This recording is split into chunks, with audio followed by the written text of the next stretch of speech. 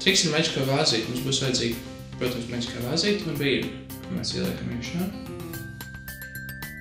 Kādā brīdī, kad mēs apgriežam otrādi, viņai vajadzētu izkrist ārā, bet viņa paliek un stingri turās iekšā. Bet uztaisīt kādu žestu, mēs arī, protams, nevar izņemt. Patiesībā priekš šī trika mums būs vajadzīgas 3 lietas, nevis 2. Pirmā lieta ir vāze, otrā ir virve, bet trešā lieta būs neliela bumbiņa, kur jau no paša sākuma tiek ielikt iekšā vāzē. Tad, kad mēs ieliekam striķi un apgriežam viņu otrādi, bumbiņa iesprūst, ļaujot striķim neizkrist ārā. Un palaižot vaļā, izskatās, ka viņi ir ieķersies iekšā. Ja mēs vieglām pastumjam virvi uz leju, tā atbrīvo bumbiņu, viņi atkal var izņemt un bumbiņu var paslēpt plaukstā.